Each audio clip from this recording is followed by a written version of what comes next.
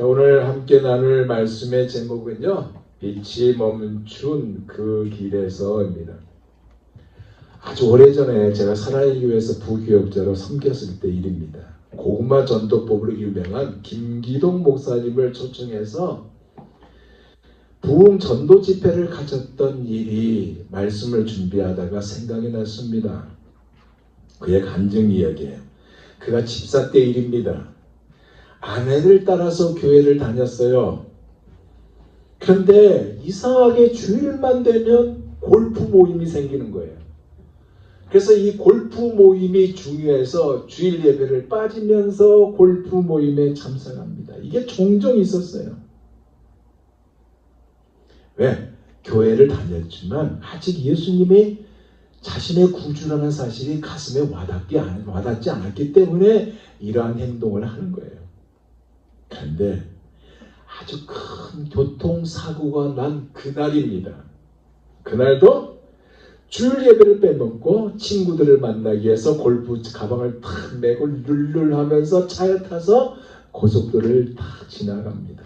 그런데 고속도로에서 꽝 하면서 앞뒤로 커다란 충돌 사고가 생겼어요. 뒤에서 받고 앞에서 자기도 받고 하면서 엄청난 커다란 충돌로 인해서 순간 본인은 기절하고 구급차에 실려서 병원으로 갔던 것입니다. 눈을 떠보니까 자신의 얼굴에 붕대로 칭칭 감겨져 있는 거예요. 그래서 내 얼굴에 왜 붕대가 감겼냐 그러니까 앞차와의 충돌로 인해서 유리 파편이 자신의 얼굴에 집중적으로 공격을 했다는 거예요. 그래서 많은 유리가 자기 얼굴에 박혔었대요. 이것이 낫기까지 엄청나게 아팠답니다. 그리고 이 계기로 하나님 앞에 깊은 회개를 드렸고 그리고 결단하고 부르심에 순종하였다고 하는 간증을 들었습니다. 그러면서 이런 말을 해요. 사람들이요 종종 자기에게 목사님처럼 예수님을 믿었으면 좋겠다라고 이야기를 한대요. 그럴 때마다 본인은 왜 그러냐고 묻게 되면 그 사람들이 그렇게 말한답니다. 자기 신앙생활에는 감동이 없대요. 그냥 밋밋하다는 거예요.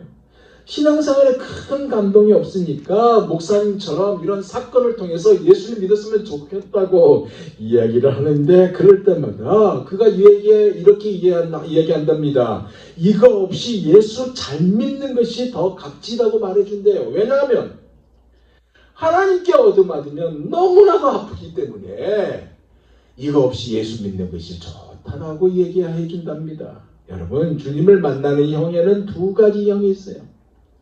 하나는 디모데 형이 있고요. 하나는 바울 형이 있습니다.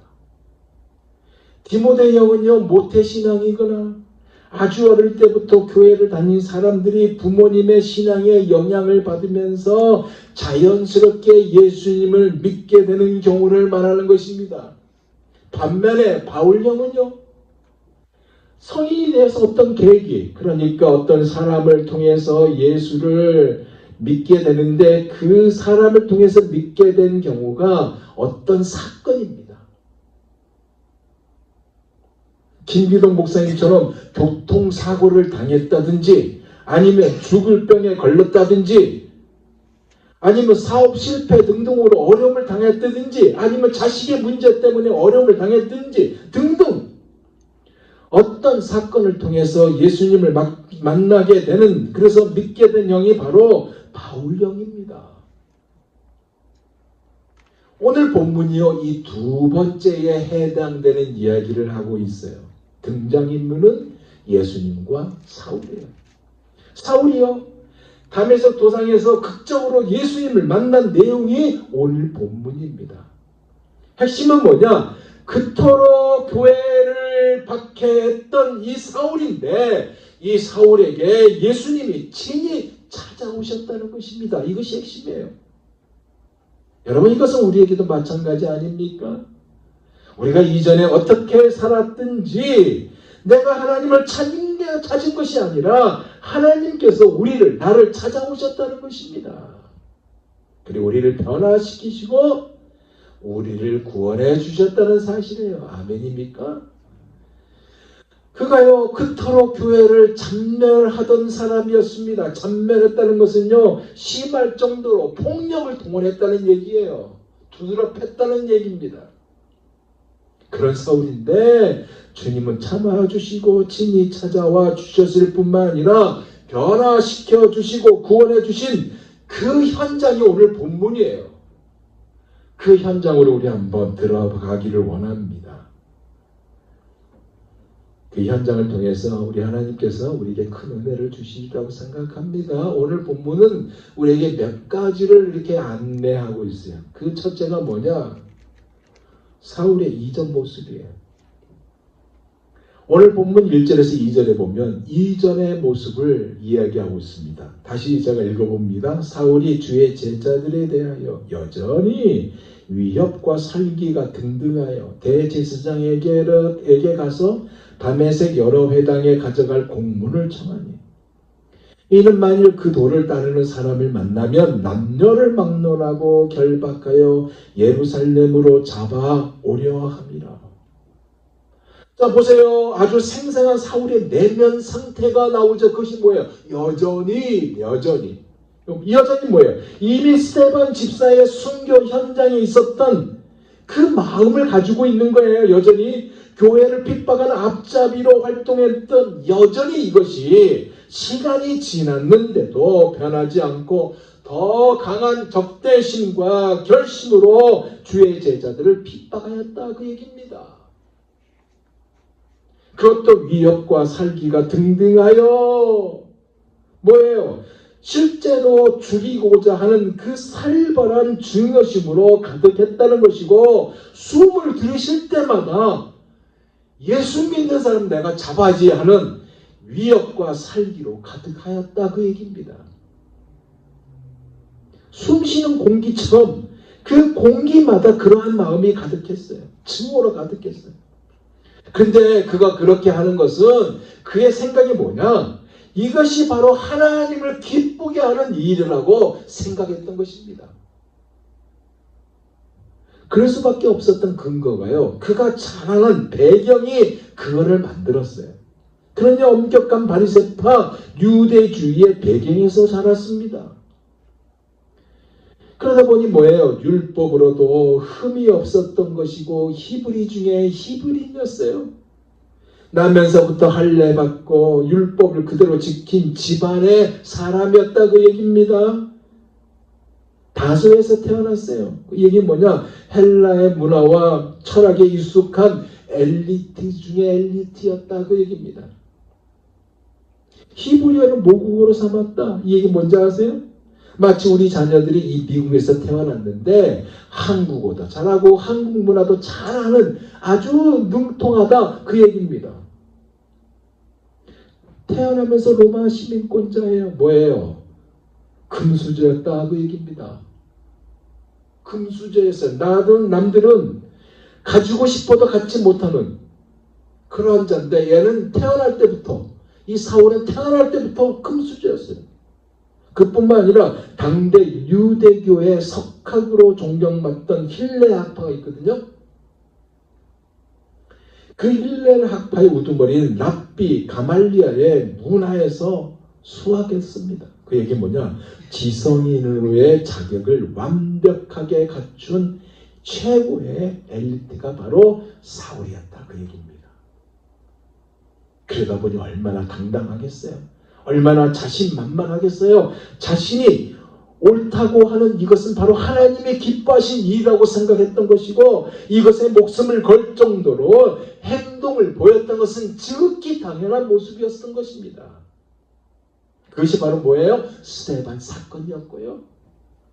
예수 믿는 자들을 잡으러 다닌 것들이었습니다. 이거 누가 시켜서 한 것이 아니었어요. 대제사장을 찾아간 것도요. 유대교에 대한 열심 때문에 대제사장에게 찾아가서 체포영장까지 받아가지고 교회 핍박으로 인하여서 여러 곳에 흩어진 그리스도인들이요. 다메섹까지 갔다는 이 정보를 듣고요.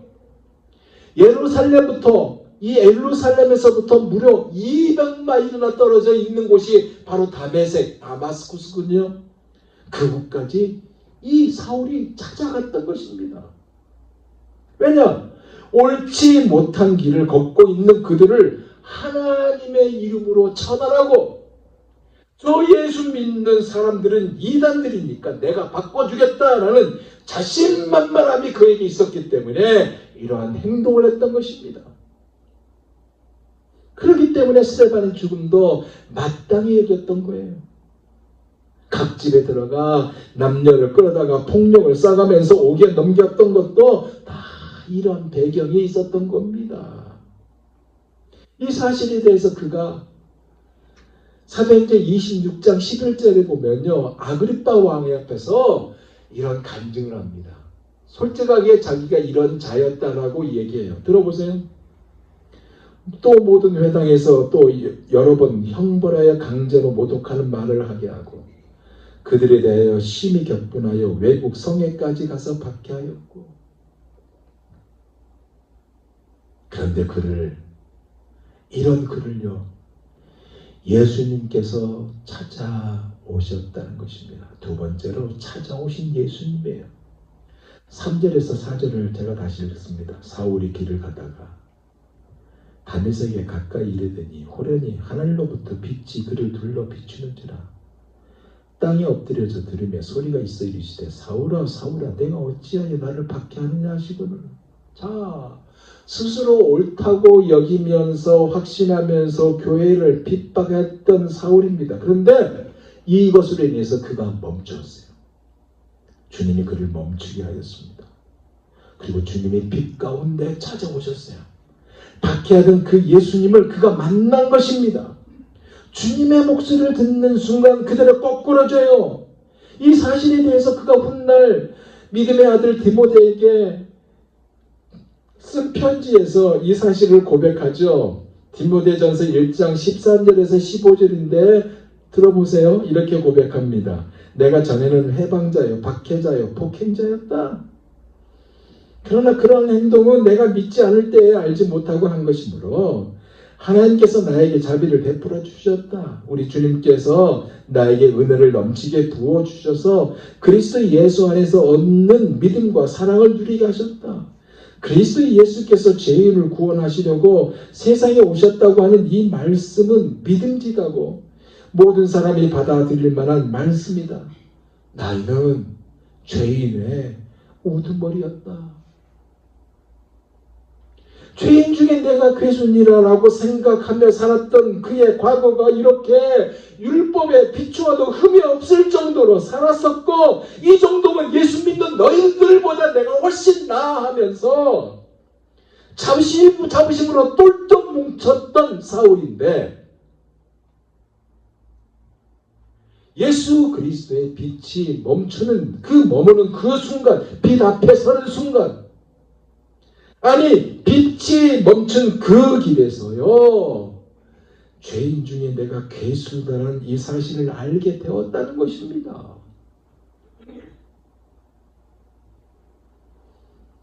아그리빠 왕에서 그 앞에서 사울이 또 이야기를 하죠. 사도행전 26장 14절이에요. 들어보세요. 좀 더 구체적으로 이 사실을 밝혀요.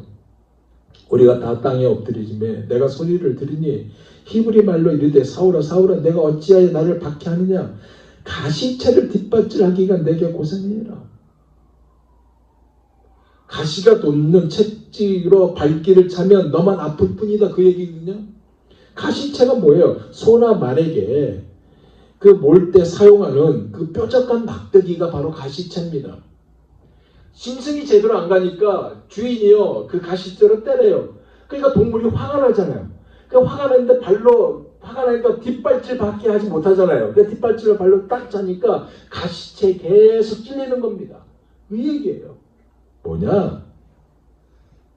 하나님의 뜻에 거슬러 반항한 자기 자신이에요. 손해와 고통은 결국 자기 몫이 되었다는 얘기입니다. 예수 믿는 사람들을 잡아서 옥에 넣고 죽이는 일에 앞장을 섰던 이 일이 하나님의 뜻이 아니었고 오히려 예수님을 대적한 길이었다고 얘기해요. 세 번째는 뭐냐? 비로소 허상을 붙들고 있었다는 사실을 발견한 사울입니다. 5절에 이렇게 묻습니다. 주여 누구십니까? 주님의 답이 나는 내가 박해하는 예수다 라고 답을 줘요. 뭐예요? 그는 자신을 찾아온 존재가 엄청난 존재임을 느낀 것입니다. 정말로 하나님이 나타나셨다고 느낀 것이에요. 누가? 사울이요. 그리고 그동안 허상을 붙들고 있었다는 사실을 알게 되었습니다. 그리고 예수님께 항복하고 나오죠. 누구시냐고 묻는 그 질문에 예수님은 나는 내가 박해하는 예수다라고 답을 줘요. 이 말을 듣습니다. 생각해 보세요. 사울이 예수님을 박해한 적 있습니까? 없어요. 안 그래요? 근데 이 말씀을 들어요. 이미 승천하신 예수님인데 내가 박해하는 예수다라는 말을 들어요. 왜 이 말씀을 예수님은 사울에게 했을까요? 왜 사울은 이 말을 들었을까요? 예수 믿는 사람들과 교회를 박해하는 것이 바로 나를 박해하는 것이다 라는 말씀이기 때문에 들었던 것이고 이 말씀이기 때문에 이 말씀을 하신 것입니다. 그렇기 때문에 성도를 해치는 것은요, 곧 주님을 해치는 것이 되는 것이고요. 교회를 세우는 것은 곧 주님을 높이는 것이 되는 것입니다. 우리가 예수님 때문에 억울하고 조롱을 받습니까? 다 그것은요, 주님이 말씀하셨어요. 내가 당하는 고통이다 라고 말씀하셨어요. 이 사실을 잊지 마시길 바랍니다. 네 번째는 뭐냐? 부르심에 순종하는 사울이에요. 그리고 함께한 사람들의 반응입니다. 6절에서 7절에요. 너는 일어나 시내로 들어가라. 내가 행할 것을 내게 이룰 자가 있느니라 하시니 같이 가던 사람들은 소리만 듣고 아무도 보지 못하여 말을 못하고 서 있더라. 자, 가라 그리고 기다리라는 말씀을 듣죠. 그런데 같이 가던 사람들은 소리만 듣고 아무도 보지 못하며 말을 못하고 서 있더라 라고 기록되어 있습니다. 분명히 주님의 빛과 음성을 체험했어요. 하지만 함께한 사람들은 부분적인 경험만 한 겁니다. 즉 소리만 듣고 그렇게 할 뿐 실체를 알지 못했던 거예요. 그런데 이것이요, 사울 그에게 있어서 삶의 전적인 방향이 전환되는 역사가 일어난 것입니다. 그동안 자신이 주도권자였는데 이제 예수님이 주도권자, 예수님의 주도권으로 바뀌게 되는 거예요. 강렬한 빛으로 자기 자신을 꺾어버려서 주님의 말씀을 기다릴 수밖에 없었던 자리에 놓이게 되어버린 것입니다. 그것이 뭐냐? 바로 시내로 들어가라, 거기서 들으라 라는 부드러우면서 강력한 초청의 말씀을 듣게 됩니다. 그렇기 때문에 여러분, 우리 주님은요, 우리에게 지금 모든 답을 주지 않을 때가 있어요. 여러분이 기도하잖아요. 모든 답을 주지 않을 때가 있습니다. 모든 답을 주지 않더라도 한 걸음 한 걸음 그 한 걸음의 순종 속에서 놀랍게 길을 여신 우리 주님이라는 사실을 믿으시기 바랍니다. 다섯 번째 뭐냐? 찾아온 고통이에요. 8절에서 9절을 볼까요? 사울이 땅에서 일어나 눈을 떴으나 아무것도 보지 못하고 사람의 손에 끌려 담의 속으로 들어가서 사흘 동안 보지 못하고 먹지도 마시지도 아니하니라. 자 보세요. 자신감과 힘으로 가득 차 있었던 사람이었습니다. 안 그래요? 스스로 옳다고 믿는 열심으로 예수 믿는 자들을 잡아다가 감옥에 넣으려고 담의 성으로 향한 그가요, 빛이 멈춘 그 순간에 뭐가 멀어버렸어요? 눈이 멀어버렸습니다. 눈을 떴으나 아무것도 보지 못하였다가 되고 말았습니다. 이것은 뭐예요? 단순히 육체적 시력을 잃은 것만이 아닌 그동안 자신이 보던 세상과 가치관이 다 무너져 버렸다는 것을 말하는 거예요. 그동안 사람들을 자기가 끌고 다녔잖아요. 늘 사람을 끌고 다녔던 그 자리에서 이제 반대로 어떻게 해요? 사람의 손에 이끌려서 밤의 속으로 들어가는 사울입니다. 그리고 3일 동안 식음을 전폐하며 뭐예요? 눈물, 콧물 다 흘리며 하나님 앞에 회개하는 사울이 된 것입니다. 그리고 마지막 6번째, 하늘의 부르심이에요. 이 경험에 대해서 사도행전 26장 19절에는 좀 더 디테일하게 사울이 아그리빠 왕 앞에서 소개합니다. 들어보세요. 아그리빠 왕이요. 그러므로 하늘에서 보이신 것을 내가 거스리지 아니하고 그랬어요. 환상을 통해서, 소리를 통해서, 그리고 앞이 안 보이는 고통을 통해서 하나님의 메시지가 자기 자신에게 전달되었을 때 나는 그것을 거스리지 않았다. 그것이 하나님의 메시지인 것을 알았다라고 그 주신 사명을 붙들었고 결단했다는 것입니다. 무슨 얘기냐면 이미 그는 스데반이 죽어가면서요. 그가 천사와 같이 하는 얼굴을 그가 봤잖아요. 심지어 자기를 죽이는 사람들을 위해서 자신을 포함한 거기 있는 모든 사람들의 죄를 용서하는 그 모습을 봤잖아요. 그 모습을 보인 이 근거가 되는 주체, 예수님을,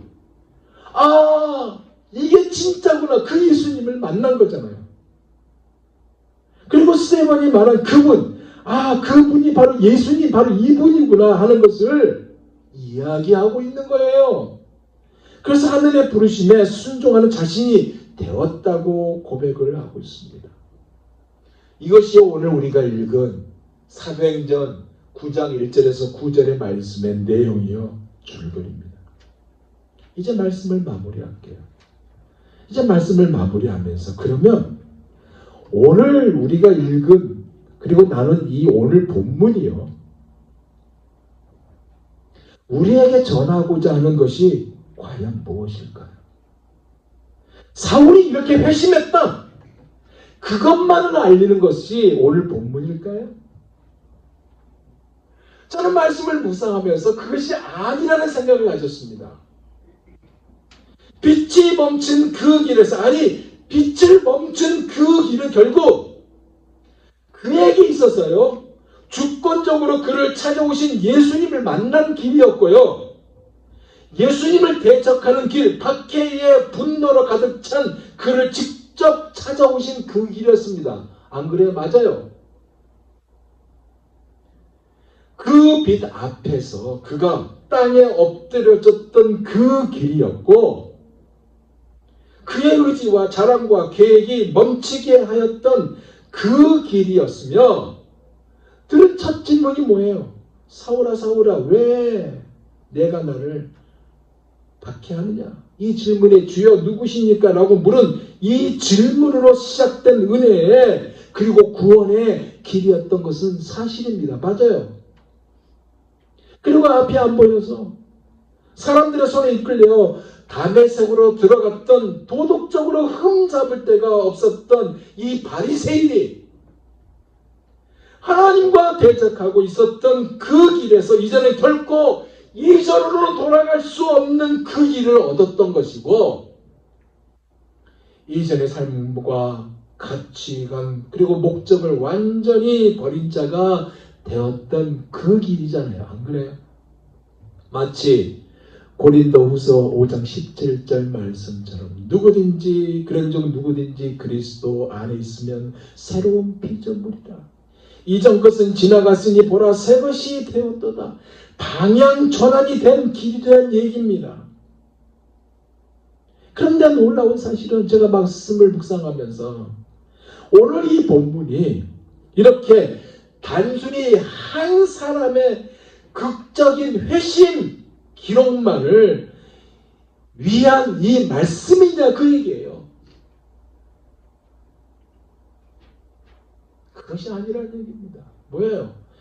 우리에게도 같은 말씀이란 얘기입니다. 나에게도 같은 말씀이에요. 그 이유는 뭐냐? 사울을 주님이 찾아가셨던 것처럼 우리에게도 주님이 찾아오셨다는 그 얘기예요. 우리가 아무리 반역하고요, 주님 뜻대로 살지 않더라도 찾아오셨어요. 사업이 잘 되고 있는데, 너무나 건강하였는데 길을 멈추게 하였고 빛이 그것을 멈추게 하였습니다. 왜요? 사울도 중요하지만 우리가 여러분이 너무나도 중요하다고. 왜냐하면 내가 너를 너무나 사랑하기 때문에 그렇다고. 그래서 내가 너를 위해 죽었다고 그것을 말씀하고 있기 때문에 그렇습니다. 하나님과 막힌 담을 허셔서 하나님과 화목하게 하시려고 그렇게 하신 것이고요. 단순히 입술의 노래만이 아니라 우리의 존재와 삶 전체가 하나님을 향한 찬양이 되기를 원하시기 때문에 그렇게 하셨던 거예요. 그동안 거룩하지 못한 삶에서 이제 내가 거룩하니 너희도 거룩할지니라. 그분을 담도록 부름을 받은 삶을 살도록 하기 위해서 그렇게 하셨어요. 이것은요, 세상과 단절의 삶이 아니에요. 세상 속에서 살아가요. 그렇지만 하나님께 속한 삶을 살라는 부르심입니다. 하나님의 은혜 안에서 날마다 성화되는 이러한 삶을 위해서 그렇게 빛이 멈춘 그 길에서 저와 여러분을 부르셨어요. 뭐 때문에?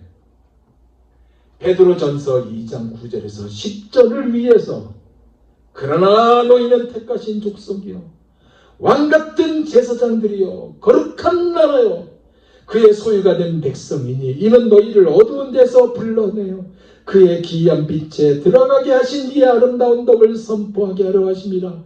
너희가 전에는 백성이 아니더니 이제는 하나님의 백성이요 전에는 궁의를 얻지 못하였더니 이제는 궁의를 얻은 자니라. 우연히 저와 여러분이 신자가 된 것이 아니에요. 하나님의 우리를 은혜로 택하셨다는 얘기입니다. 내가 잘나서 내가 똑똑해서 그것이 아니라 하나님께서 사랑하시고 은혜로 불러주셨다는 것입니다.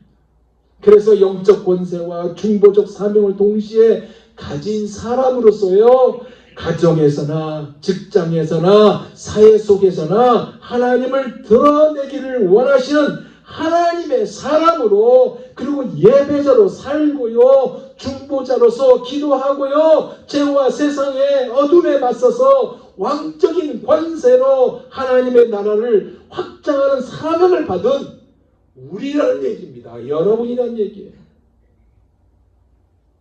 그렇기 때문에 우리를 구원한 목적이, 우리를 그 빛이 멈춘 그 길에서 우리를 부르신 목적이요, 단순히 천국 가는 길에만 초점이 된 거 아니에요. 하나님을 드러내는 데 있습니다. 왜? 우리는 택하신 족속이기 때문에. 왜? 우리는 왕같은 제사장이기 때문에. 왜? 저와 여러분은 거룩한 나라이기 때문에. 그리고 우리는 하나님의 소유된 백성이기 때문에 그렇습니다. 하나님 아름다운 덕을, 하나님의 그 아름다운 덕을 선포하는 삶을 살기를 원하신다 그 얘기입니다.